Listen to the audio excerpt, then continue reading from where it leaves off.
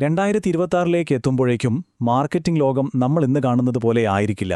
സത്യം പറഞ്ഞാൽ ഇന്ന് നമ്മൾ ഉപയോഗിക്കുന്ന പല തന്ത്രങ്ങളും അന്ന് ഒരുപക്ഷെ വിലപ്പോവില്ല. പക്ഷേ ഈ മാറ്റങ്ങൾ നേരത്തെ തിരിച്ചറിയുന്നവർക്ക് ഇതൊരു വലിയ അവസരമാണ്. അപ്പോൾ നീൽ പട്ടേലിന്റെ വിശകലനങ്ങളെ അടിസ്ഥാനമാക്കി 2026 ഡിജിറ്റൽ മാർക്കറ്റിംഗിനെ മാറ്റിമറിക്കാൻ പോകുന്ന 8 ട്രെൻഡുകൾ ഏതൊക്കെയാണെന്ന് നമുക്കൊന്ന് നോക്കാം. നമുക്ക് ഞെട്ടിക്കുന്ന ഒരു കണക്കിൽ നിന്ന് തന്നെ തുടങ്ങാം. ഗൂഗിളിൽ നടക്കുന്ന സെർച്ചുകളിൽ 26% ഇപ്പോൾ അവസാനിക്കുന്നത് ഒറ്റ ക്ലിക്കിൽ പോലും എത്താതെയാണ്. എന്താ അതിൻ്റെ അർത്ഥം? ആളുകൾക്ക് വേണ്ട ഉത്തരം ഗൂഗിൾ സെർച്ച് പേജിൽ നിന്ന് തന്നെ കിട്ടുന്നു. അവർ ഒരു വെബ്സൈറ്റിലേക്കും പോകുന്നില്ല. ഇതൊരു ചെറിയ മാറ്റമല്ല. നിങ്ങളുടെ വെബ്സൈറ്റിലേക്ക് ആളുകളെ കൊണ്ടുവരിക എന്നത് ഭാവിയിൽ കൂടുതൽ ബുദ്ധിമുട്ടാകാൻ പോകുന്നു എന്നതിൻ്റെ വ്യക്തമായ സൂചനയാണിത്. അപ്പോൾ സ്വാഭാവികമായും ഒരു ചോദ്യം വരും. നമ്മുടെ കസ്റ്റമേഴ്സ് ഗൂഗിളിലില്ലെങ്കിൽ പിന്നെ അവരെവിടെയാണ്? ഉത്തരം വളരെ ലളിതമാണ്. അവരിപ്പോൾ എല്ലായിടത്തുമുണ്ട്. പഴയ നിയമങ്ങൾ വെച്ച് ഇനി കളിക്കാൻ പറ്റില്ല. നമ്മൾ മാർക്കറ്റിംഗിനെ സമീപിക്കുന്ന രീതി തന്നെ മാറ്റേണ്ട സമയം അതിക്രമിച്ചിരിക്കുന്നു. ഓക്കെ, അപ്പോൾ ഈ പുതിയ മാർക്കറ്റിംഗ് ലോകത്ത് പിടിച്ചു നിൽക്കാൻ നമ്മൾ എന്തൊക്കെയാണ് അറിയേണ്ടത്? നമ്മുടെ ഇന്നത്തെ ഈയൊരു വിശകലനത്തിൽ നമ്മൾ ആദ്യം പഴയ നിയമങ്ങൾ എന്തുകൊണ്ട് വർക്കാവുന്നില്ല എന്ന് നോക്കും. പിന്നെ പുതിയ കസ്റ്റമർ ജേണി, AI എങ്ങനെ ഉപയോഗിക്കാം, എവിടെയാണ് മനുഷ്യന്റെ റോൾ എന്നൊക്കെ ചർച്ച ചെയ്യും. അവസാനം 2026 വേണ്ടിയുള്ള ഒരു കിടിലൻ ആക്ഷൻ പ്ലാനും നമ്മൾ തയ്യാറാക്കും. ശരി, അപ്പോൾ നമുക്ക് ആദ്യത്തെ ഭാഗത്തേക്ക് കടക്കാം. പുതിയ കസ്റ്റമർ ജേണി, അതായത് ആളുകൾ ബ്രാൻഡുകളെ എങ്ങനെ കണ്ടെത്തുന്നു, അവരുമായി എങ്ങനെ സംസാരിക്കുന്നു എന്നതിലൊക്കെ വന്ന മാറ്റങ്ങളെക്കുറിച്ചാണ് നമ്മളിവിടെ സംസാരിക്കാൻ പോകുന്നത്. പണ്ട് നമ്മൾ ചെയ്തിരുന്നതെന്താ? സോഷ്യൽ മീഡിയയിൽ പോസ്റ്റിടും, എന്നിട്ട് ആളുകളെ ലിങ്കിൽ ക്ലിക്ക് ചെയ്യിപ്പിച്ച് നമ്മുടെ വെബ്സൈറ്റിലേക്ക് കൊണ്ടുവരും. പക്ഷെ ആ ഓരോ ക്ലിക്കിലും നമുക്ക് കുറേ പേര് നഷ്ടപ്പെടും. ഇപ്പോഴത്തെ സ്മാർട്ട് രീതി എന്താണെന്നറിയോ? ആളുകളെ എവിടെയാണോ കാണുന്നത് അവിടെ വെച്ച് തന്നെ കാര്യം സാധിക്കുക. ഓട്ടോമേറ്റഡ് DM വഴി അവരുമായി സംസാരിച്ച് ആ പ്ലാറ്റ്ഫോമിൽ നിന്ന് പുറത്തു പോകാതെ തന്നെ അവരെ നമ്മുടെ ലീഡുകളാക്കി മാറ്റുക. എളുപ്പമല്ലേ?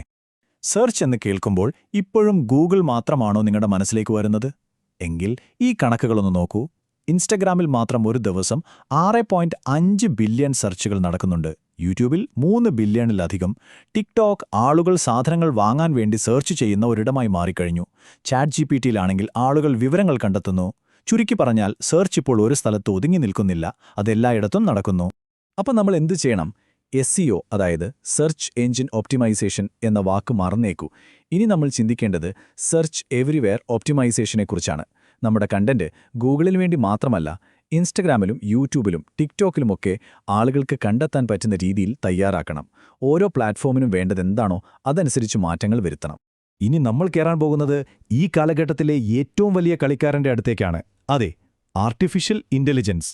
AI കാരണമുണ്ടാകുന്ന പ്രശ്നങ്ങളും അതേസമയം അത് തുറന്നുതരുന്ന ഇമാജിനബിളായ സാധ്യതകളും നമുക്ക് നോക്കാം. AI വന്നാൽ എല്ലാം വേഗത്തിലാകുമെന്നായിരുന്നു നമ്മൾ കരുതിയത്, അല്ലേ? പക്ഷെ പലർക്കും കിട്ടുന്നതെന്താ? തലവേദന. AI തരുന്ന തെറ്റായ വിവരങ്ങൾ തിരുത്താനും അത് കാരണമുണ്ടാകുന്ന ആശയക്കുഴപ്പങ്ങൾ മാറ്റാനും മാർക്കറ്റർമാർക്ക് കൂടുതൽ സമയം പോകുന്നു. ഇതിനെയാണ് AI സ്ലോപ്പ് എന്ന് പറയുന്നത്. അപ്പോൾ AIയെ നമ്മൾ എങ്ങനെ ബുദ്ധിപരമായി ഉപയോഗിക്കും? ഈ 4 കാര്യങ്ങൾ ഓർത്താൽ മതി. ഒന്നാമതായി, ആദ്യത്തെ ഡ്രാഫ്റ്റ് ഉണ്ടാക്കാൻ മാത്രം AI ഉപയോഗിക്കുക. ഫൈനൽ കോപ്പിക്ക് മനുഷ്യന്റെ ടച്ച് കൂടിയേ തീരൂ. 2, AI തരുന്ന ഏതൊരു കണക്കും വിവരവും കണ്ണടച്ച് വിശ്വസിക്കരുത്. അത് ശരിയാണോന്ന് ഉറപ്പുവരുത്തുക. 3, ഒരു ക്വാളിറ്റി ചെക്ക് സിസ്റ്റം ഉണ്ടാക്കുക. ഏറ്റവും പ്രധാനമായി, സ്ട്രാറ്റജി ഉണ്ടാക്കേണ്ടത് നമ്മളാണ്, AI അല്ല. AI ഒരു ഉപകരണം മാത്രമാണ്. ഇവിടെയാണ് കളി ശരിക്കും മാറുന്നത്. ChatGPT പോലുള്ള AI പ്ലാറ്റ്ഫോമുകൾ പുതിയ സെർച്ച് എഞ്ചിനുകളായി മാറുകയാണ്. അപ്പോൾ നമ്മുടെ SEO സ്ട്രാറ്റജിയും അതിനനുസരിച്ച് മാറണ്ടേ? നമ്മുടെ കണ്ടന്റ് AI എഞ്ചിനുകൾക്ക് ഇഷ്ടപ്പെടാൻ ചില വഴികളുണ്ട്. ഉദാഹരണത്തിന്, വളരെ ചെറിയ വിഷയങ്ങളിൽ കൊച്ചിയിലെ ഏറ്റവും മികച്ച 5 ബിരിയാണി കടകൾ പോലുള്ള ലിസ്റ്റുകൾ ഉണ്ടാക്കുക. മറ്റ് നല്ല വെബ്സൈറ്റുകൾ നമ്മളെക്കുറിച്ച് എഴുതാൻ ഡിജിറ്റൽ PR ഉപയോഗിക്കുക. കാരണം AI വിശ്വസനീയമായ സോഴ്സുകളെയാണ് ഇഷ്ടപ്പെടുന്നത്. പിന്നെ വെബ്സൈറ്റിൽ സ്കീമ മാർക്കപ്പ് പോലുള്ള ടെക്നിക്കൽ കാര്യങ്ങൾ ചെയ്യുക. കണ്ടന്റ് എപ്പോഴും അപ്ഡേറ്റഡായി വെക്കുക. AI കാരണം പരസ്യരംഗത്തും വലിയൊരു വിപ്ലവം വരാൻ പോകുന്നു. ഗൂഗിളിനോട് നിങ്ങൾ ഷൂസ് എന്ന് പറഞ്ഞാൽ അത് ഷൂസിൻ്റെ പരസ്യം കാണിക്കും. പക്ഷേ ChatGPT പോലുള്ളൊരു സിസ്റ്റം നിങ്ങൾ മുൻപ് എന്തൊക്കെ സെർച്ച് ചെയ്തു, നിങ്ങൾക്ക് എങ്ങനെയുള്ള ഷൂസാണ് ഇഷ്ടം, നിങ്ങളുടെ ബഡ്ജറ്റ് എത്രയാണ് എന്നൊക്കെ മനസ്സിലാക്കിയാവും പരസ്യം കാണിക്കുക. കണ്ടോ വ്യത്യാസം? അത്രയ്ക്ക് കൃത്യമായിരിക്കും ടാർഗറ്റിംഗ്. ഇനി ഒന്ന് ആലോചിച്ചു നോക്കൂ. നാളെ നമ്മുടെ വെബ് ബ്രൗസർ തന്നെ ഒരു സെർച്ച് എഞ്ചിനായി മാറിയാലോ? അതായത് നമ്മളൊരു വെബ്സൈറ്റിൽ പോകുന്നതിന് മുൻപ് തന്നെ ബ്രൗസർ നമുക്ക് വേണ്ട വിവരങ്ങൾ അവിടെ തന്നെ സംഗ്രഹിച്ച് തരും. AI ആ ലെവലിലേക്ക് മാറിക്കൊണ്ടിരിക്കുകയാണ്. അപ്പോൾ ഇതിനുവേണ്ടി നമ്മൾ എങ്ങനെ തയ്യാറെടുക്കും? പേടിക്കേണ്ട, വഴിയുണ്ട്. ഗൂഗിളിന്റെ പുതിയ എമാക്സ് ക്യാമ്പയിനുകൾ പോലുള്ളവ ഇപ്പോൾ തന്നെ പരീക്ഷിച്ചു തുടങ്ങുക. നിങ്ങളുടെ വെബ്സൈറ്റിൽ സ്ട്രക്ചേർഡ് ഡേറ്റ കൃത്യമായി ചേർക്കുക, കാരണം അപ്പോഴേ ബ്രൗസറുകൾക്ക് വിവരങ്ങൾ എളുപ്പത്തിലെടുക്കാൻ പറ്റൂ. നിങ്ങളുടെ വെബ്സൈറ്റിനെ ഒരു ഡേറ്റാബേസായി കാണുക, ആളുകൾ വന്നു പോകുന്ന ഒരിടമായി മാത്രമല്ല. ഇത്രയും നേരം നമ്മൾ AI, ടെക്നോളജി എന്നൊക്കെ പറഞ്ഞു.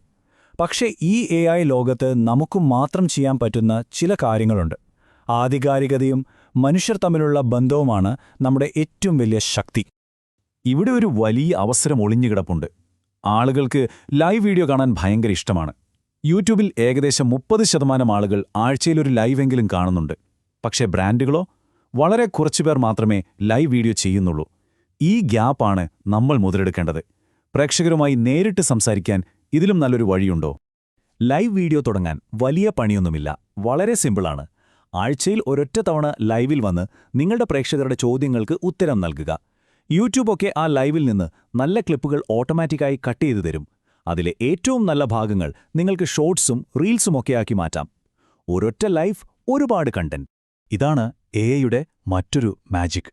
നിങ്ങൾ മലയാളത്തിലൊരു വീഡിയോ ചെയ്താൽ AI അത് നിങ്ങളുടെ ശബ്ദത്തിൽ തന്നെ ഇംഗ്ലീഷിലേക്കും ഹിന്ദിയിലേക്കുമൊക്കെ മാറ്റിത്തരും. ഈ ചാർട്ട് നോക്കൂ. ഒരു ക്രിയേറ്ററുടെ 40% വ്യൂസും വരുന്നത് അവർ സംസാരിക്കാത്ത ഭാഷകളിൽ നിന്നാണ്. ലോകം മുഴുവൻ നിങ്ങളുടെ പ്രേക്ഷകരാകാൻ പോകുകയാണ്. ശരി, അപ്പോൾ നമ്മൾ ഒരുപാട് കാര്യങ്ങൾ സംസാരിച്ചു. ഇനി ഇതെല്ലാം കൂടി ചേർത്ത് വെച്ച് 2026 വേണ്ടിയുള്ള ഒരു ആക്ഷൻ പ്ലാൻ തയ്യാറാക്കിയാലോ? നിങ്ങൾ ഇപ്പോൾ തന്നെ ചെയ്യേണ്ട കാര്യങ്ങൾ. നിങ്ങളുടെ മാർക്കറ്റിംഗ് സ്ട്രാറ്റജി ഭാവിയിലേക്ക് സുരക്ഷിതമാക്കാൻ ഈ 4 കാര്യങ്ങൾ ഉടൻ തന്നെ ചെയ്യുക. 1. ആളുകളെ പ്ലാറ്റ്ഫോമിൽ വെച്ചുതന്നെ ലീഡുകളാക്കുക. 2. സെർച്ച് എവ്രിവെയർ എന്ന തത്വം സ്വീകരിക്കുക. 3. AI-യെ ഒരു സഹായിയായി മാത്രം കണ്ട് ഡിജിറ്റൽ PR വഴി നിങ്ങളുടെ ബ്രാൻഡിനെ ഒരു അതോറിറ്റിയാക്കുക. 4. ലൈവ് വീഡിയോകളിലൂടെയും പല ഭാഷകളിലുള്ള ഓഡിയോയിലൂടെയും ലോകം മുഴുവൻ നിങ്ങളുടെ പ്രേക്ഷകരിലേക്ക് എത്തുക. മാർക്കറ്റിംഗിന്റെ ഭാവി ഇവിടെ നമ്മുടെ മുന്നിലുണ്ട്. ചോദ്യം ഇത്രയുള്ളൂ: ഈ മാറ്റം വരുമ്പോൾ നിങ്ങൾ കാഴ്ചക്കാരനായി നിൽക്കുമോ അതോ ഈ കളി നയിക്കുന്ന ആളാകുമോ? തീരുമാനം നിങ്ങളുടേതാണ്.